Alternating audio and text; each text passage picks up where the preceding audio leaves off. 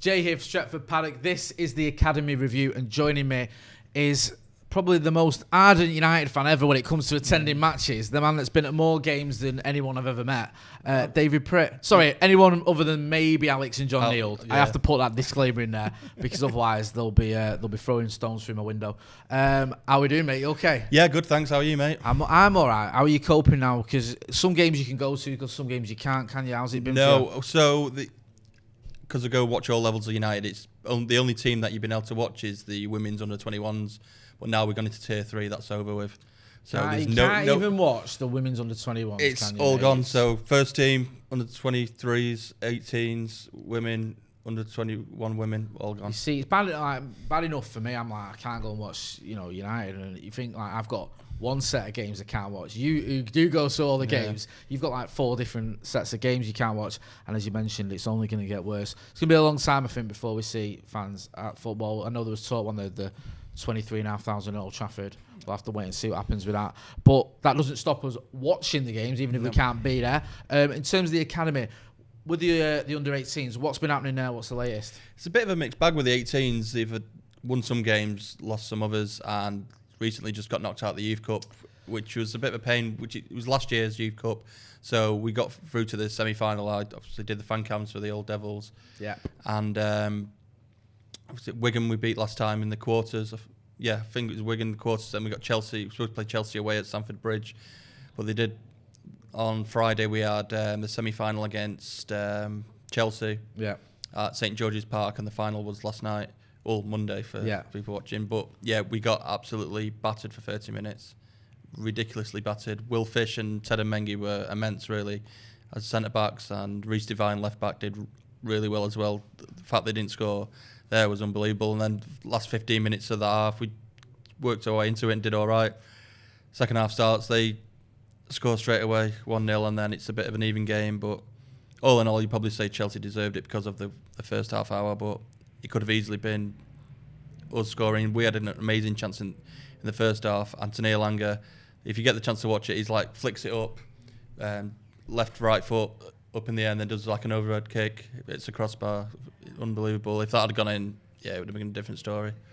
I mean, they always seem to have this reputation, Chelsea. They do have a strong youth team. They've got a great record in FA Youth Cup, but they tend to bring in a lot of players, don't they, from overseas. They sign like these youngsters, which United have done in the past. I'm not knocking that, but it does seem to be their MO, and they have a really strong academy side. Not necessarily because they nurture academy and they do great, although they've got great facilities, but because they bring in players and because they always strengthen their academy side. I mean, I think their record in the FA Youth Cups is just ridiculous. Yeah, I think they're one behind us, and we won all them in the 50s. That's why our record's up. But what you got to remember is this was last season's squad as well. So we've had players that have left, and even like Greenwood, he was eligible to play, but now he's a first team player.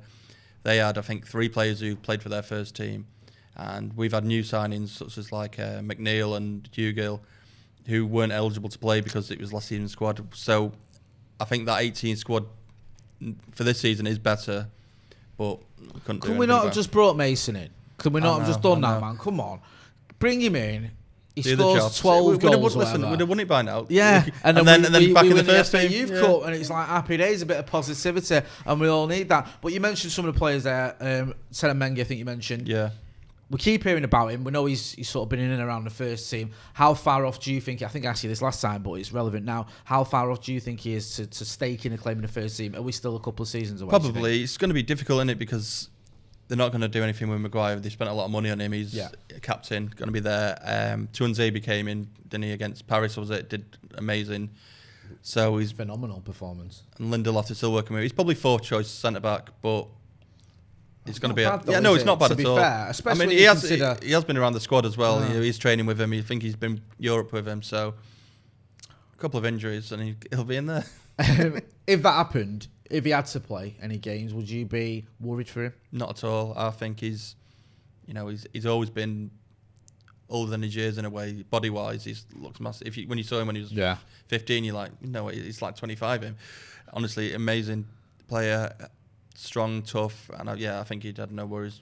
You mentioned that. I mean, you mentioned obviously it didn't go according to plan against Chelsea, but there's obviously some good performances there. How confident are you in some of these youngsters that we've got a good crop of youngsters here? Because people always look at the academy team, and you look at it now, especially with Ole, and you go, these are players that if they perform at the top level in the academy, they could have a chance at the first team. This isn't like United of previous seasons where under Jose you didn't have a chance, under Van Gaal he'd throw you in when you were 15, then you wouldn't get in again or whatever. It was a bit crazy under Van Gaal, wasn't it? It was like, McNair starting, what?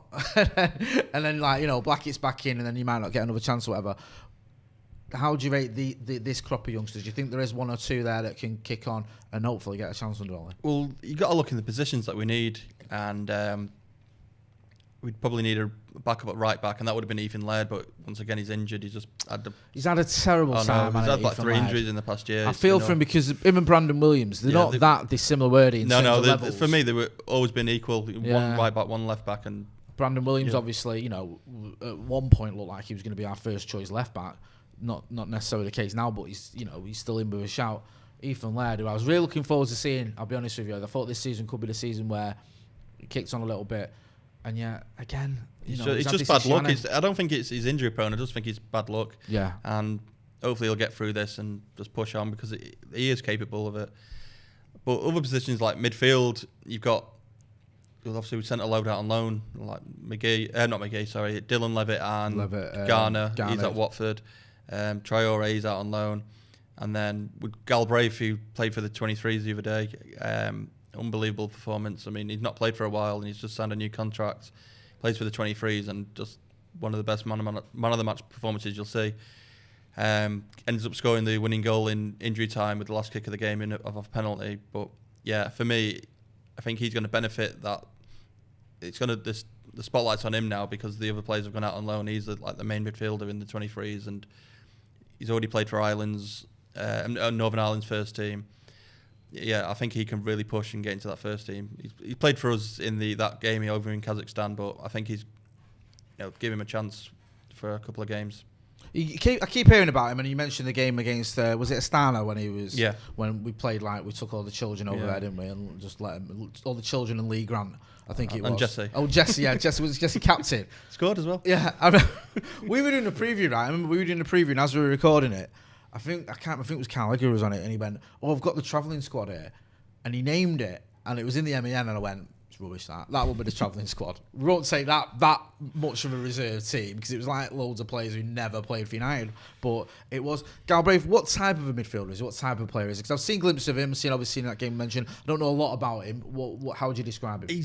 I really like him because he's on his own, but he's not got Levitt and Garner with him. He's got a few different, like he steps back a bit, and he's got a pretty good pass. He's passing more often now because that used to be Levitt and Garner's job. Yeah, he's spraying it around, looks good. He is box to box, and he's not scored one in a while, but when he does get it at the edge of the box, he can bang him. And I mean, better than Paul Scholes in some ways. Better than Paul Scholes. I think if he played, you heard it in now. That's getting clipped up. No. When he ends up, I'm altering him. I'm all joking. He won't. He'll do well. No, I mean hitting the ball and. I thought you were going to say tackling then, but he's better at Paul Scholes. Yeah, I'm better at Paul Scholes than tackling. Like volleys and things like that, he hits them so sweet. And why, Dave? Why do you think he's stayed round then? He's not gone out on loan then when he's some of his compatriots have. To be honest, I don't know because I haven't played for a few games before this game recently, and maybe it was contract negotiations because he has just signed a new contract for I think it's 3 years. Right. So maybe that's what it was. They were talking about that because it was the same with. Chung and Garner back then when they weren't really playing because contract negotiations. So maybe something to do with that. But it's not necessarily a reflection on his ability. No, and they've another club hasn't come in and said, "How can we have this lad?" No, I think they've sent quite a few out on loan, and maybe they just want to keep one. You can't send them all, can you? Because it's one of them. If we have an injuries crisis, we're going to need someone to be on the bench, and he'd be perfect for it. And who knows? Listen, it's happened in the past. You have an injury crisis. Marcus Rashford under Van Gaal. You step up, you take your chance, and before you know it, you're saving loads of kids' lives across the country. What else have you got for us? What other games have you been watching? Because I know you like. So yeah, it's been quite a few. So we played Rochdale in the EFL Trophy. That was a terrible game, 0-0. But they got an amazing thing now where you have a penalty shootout at the end if it's a draw, and you get an extra point if you win that. So we got 2 points. So we're on 5 points top of the group. And what? Right, explain it to me, because what you just said didn't make it's any a great thing. Right, I didn't even realise this, and I should have done. Sorry, I should have done my research. Right, so if you win on a penalty shootout, No. So draw. You draw the game. Draw the game. Right. It doesn't finish. You have a penalty shootout after. Right. And then if you win the penalty shootout, you get an extra point, so you get 2 points. So it's not two. Right. So it's not like 1 point for a draw. It's it's 1 point for a draw, yeah. But you get an extra point if you win the shootout. Right. Okay. Right. I'm with you. So we're now into a system where you can get 2 points for a game. Yeah. If you win a shootout. Right. Okay. And sounds crazy, but it might just work. So I think we're top of the group, and we've got Morecambe next. And if we get any sort of result out of that, 1 point, 2 points, or 3 points, we'll be right through to the knockout stages. It's not very often you hear that in a game of football, is it? Not since like the 60s or whenever it was they stopped having 2 points for. I think it's a good idea though, because there's a winner at the end of it. Yeah, I mean it's good to feel like you. But I wouldn't have it in the league, but in club games, was it say it was a 0-0 wasn't it against Yeah. Rochdale? You know, there's some games where you just want to go home. I know you're not at the game, but Yeah. do you know what I mean? Like, yeah, I've got penalties for a point. But you know, it's good, and it's good for some of these players as well to experience. There's some Europa League games like that. Yeah. Do you know what? Forget about the shootout. You can just have the win. It's all right. Don't worry about it. Yeah, just like we talked about the 18s, but Joe Hugill, who got signed from Sunderland, he's been on fire. Striker, he scored for the 18s. What did he? Let's put it down here. What he scored. So he scored 2 against Blackburn. He got 1 against Burnley in a 5-1 win. Then he went up to the 23s and scored 2 goals against Blackburn's 23s like a week later after he scored 2 against their 18s. So he's really doing well, and I think, like I say, he'd have been great in the Youth Cup, but couldn't play him. And then this Charlie McNeil, who we just signed from City. Is this a kid that scored like 500, 600 goals yeah, or something? 600 goals, and he's only like 12 or whatever. I know he's a little bit older now. How old is he? 16 now, 17? 17, I think. But, you know, I mean, his goal scoring record, I was doing a paper talk, and I remember sort of, we linked with this lad who's been at City, and he scored, and I remember reading it thinking, is that a typo? He had an extra 0 on there. He scored like 600 goals. How's he looked? He's got 2 goals in 1 game. So, I'm not so, that's probably a bad game for him, isn't it? Yeah. He only got the 2. Unfortunately, I haven't seen that game, but yeah, I know he scored 2 goals, which, I mean, that's anything to go by. He's only on a positive. Mate, listen, you know, this is obviously a kid who knows where the back of the net is. The question is, can he keep going and progressing? Because he was at City. I think he's a United fan, and he ended up at City at their academy, and then he's come back to United or come to United, which is always a good story. And if he's a success, I'm no doubt will rub that right in the Blues' nose faces. But you know, up and running, obviously enjoying at United so far, getting goals. I mean, you're looking forward to eventually seeing him. Yeah, because I heard about him being at City. You did, and you know. I shouldn't really say this, but I will, because Dave's ITK, Dave, right? But he is a little bit. Don't be saying that. He isn't. But Dave's one of them. He's the only ITK I know that like doesn't brag about it or doesn't say things. He says certain things, and he was like, "Just keep your eye on McNeil, good player." And you were right. He was well, from what we gather, he's doing well, and we got him, and that's happening. Obviously, with a player like that who scores loads of goals, he's going to always get a lot of attention, and sometimes players can get a little bit overawed by it, but he sounds like he's got good people around him, knows what he's doing, got his head screwed on, and can kick on. Yeah, I just, like I said, just want to be back watching it so you can watch his game. Obviously, when you see the highlights and stuff, or the game, it's just focused on when he's got the ball, but it's stuff off the ball and things like that, where you want to see what they're like and how they get in positions and stuff, which that's what I'm missing really most. Is he like, what type of a player is it? Is he someone that you'd put in a sort of Mason Greenwood mould, or is he a different type of player? I've not seen enough of him. Like I say, he's only played the 1 game. But if he's scoring, I mean, I hope he's not like Mason Greenwood, because then they can both play together and we can just score like 20 goals a game. You know, imagine that. Imagine if like you look at Mason's record. His was ridiculous. It wasn't like, I don't know, 40 goals in 40 games, whatever it was, probably a bit more. If you've got like 10 years time, this could be it, or 5 years time, you never know, because I think you've got a little while to go yet with the likes of Marcus and Anthony Martial ahead of him, but you never know, and it has been great so far to see. It's good to see Mason getting back into the first team, getting a goal as well. Yeah, and that's what he's all about. Like that game, the goal against who did we play Red Bull the other day, the first one, that was Mason. See, that's him, innit? That's what only he could do that. I think if you give that chance to, if Marcus has that, or if Anthony Martial has that, especially on the left, I don't see them scoring that. It's such a tight angle. But it's great to see it because one goal. Because he was doing, that's what he was doing for the 18s, scoring goals like that, and I mean, he's not even chipped anyone yet, but things like that, and people just say, yeah, it's great, but will he be able to do it in the first team? And now he's proven, yeah, he can. No, a shot like that, no keeper's getting that. It's just such a tight angle, far post. No one's getting that. It's weird because he's not really got going yet this season, has he, Mason? No, well, he's not. I don't think. And that's not a criticism of him. He's not had a chance, and when he has had a chance, the team around him have been dreadful. Look at the Arsenal games, and I'm not blaming him for any of that because you can only finish what you're given. I think he had one chance where Marcus played a through ball, and he did well. He got his shot off, but it was saved. So I think we're going to see a lot more of him, and he's going to score lots of goals this season because that's the type of player he is, and I'm looking forward to seeing that. Who else have you been watching or not watching, but trying to watch, I should say? So I'll go for the 23 results now. So like I say, we played that Rochdale game 0-0, then the Blackburn 2-2, which was actually quite a good game. That like I say, Hugill scored twice. That was away, and then Arsenal. Mate, come on! Don't we were 3-1 up. All the world, looks amazing, and then we conceded 2 late on 3-3, and that was a big disappointment. But we played some good stuff in there. It's just let our heads go down and just conceded 2. But yeah, that's been it really for the 23s. Like I say, they've got Brighton next, and then Morecambe coming up, which I'm looking forward to because this EFL Trophy. I think that's a real test for these players now because 23s games. It's like I say, you're not a big fan of under 23s. I am, and I'm not. I don't mean the players. You love the players. I mean like the system and the levels. That sometimes it doesn't matter if you lose. If you're promoted or relegated, does it really matter? As long as you're playing well, you're going to get in the first team if you're in the second division. But when you're playing against this like EFL Trophy thing, you're playing against real players who their careers on the line if they lose a game, kind of thing. They want to win a trophy. Well, it's tough, and it's a tough level. Do you know what I mean? Like you say, these are lads who, if they to drop down a level, these players, not obviously under 23s, but players like Morecambe, whatever, then it's touch and go whether they're going to sort of be able to carry on as professionals. So it matters. Obviously, it matters to all players, but it matters especially at that level. And another thing is, it's much tougher, and the pressure is on them in these games.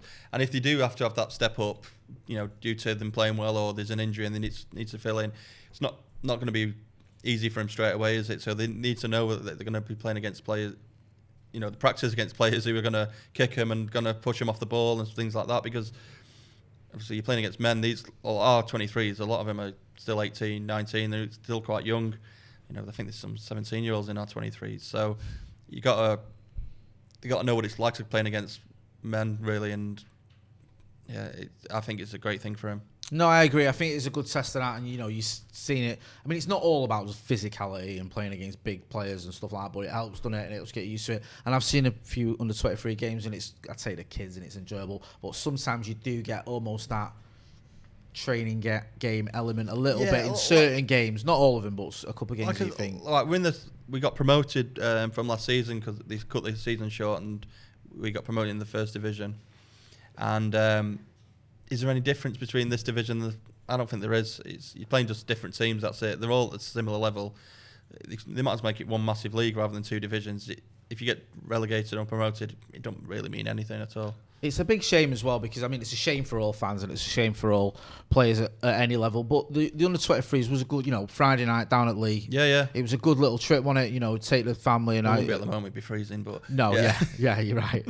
But it was good for the players as well because, obviously, you've got a bit of a crowd there. Not massive crowd, but there's people there, a couple of thousand or whatever. Good experience. You're not getting that now. No. So, it's not the sort of the same atmosphere, obviously, and it just does feel it is a shame. And you want some of these youngsters, you want them to play in front of people, you want them to play at a decent level, and you want them to get sort of tested. Yeah, and they're missing out on a little bit of that, I feel, at the minute. In a way, like the 18s, they're playing at Carrington still, so some games you hardly get anyone there. Yeah. Or like if you're playing City, it's going to be quite a few there, but that don't really matter. But with the 23s, there is a crowd, usually around 800 to 1,000 people watching and supporting them. So. Yeah, it's going to be disheartening to some of them, but some of them never experienced it. They come straight from the 18s up to it, so they don't know. But the new players especially, I think that's going to be different for them when the fans finally back. When the fans are finally back, what's on the horizon next? What have we got coming up next? So the 18s have got Leeds next. We all like Leeds scum. I know. So I mean, I'd love to have gone to that. Does it kick off in these games? What are the under 18s? I think the players... know that. Oh, we're United players there. We don't get on. But when the game's on, I think they do. Like when we played Liverpool, it always kicks off. Yeah, I think it's just in the back of your mind where the chance start and all that, and then there's been like proper aggro at some of them games. Yeah, especially I remember United last season, and there was like a brawl for like 2 minutes after the game, and it's over nothing. It's like it's just in the back of their head. So yeah, we're not supposed to like these. And then, like I said, with the 23s, we played Brighton, and then we got that EFL Trophy game against Morecambe, which I think's on pay-per-view or something. You have to pay like a. Really? Yeah, they've been streaming them. Yeah, because the sort of Salford one was pay-per-view. Yeah, they've all been like that. Come on, man. Seriously, you're going to start charging people to watch the youngsters in the EFL Trophy. Come on. It's a big ask there, but I know you're probably paying for it. You can't go without your football, can you? You see, yeah. Say no more. We won't ask any questions there, Dave. Don't want to get you into any sort of trouble. Dave, where can people find you? Just on Twitter, David J Pritt, and on Instagram, David Pritt. We got the J. Yeah, and also you'll see him on our previews as well. He's always sending his predictions for our previews. You're always down at Paddock FC as well, aren't you? Watching that mob. Doing bits for him now, so I've got. Doing all right, aren't they? They're getting there or thereabouts, aren't they? One or two good players, one or two not so good in my opinion. I've got to give him credit. He's not too bad, him. Cam, don't tell him that. It'll go to his head. On that bombshell, we're going to wrap it up. This has been the Academy Review. That's been Dave. I've been Jay. Don't forget to hit like, share, and subscribe. Thanks for watching.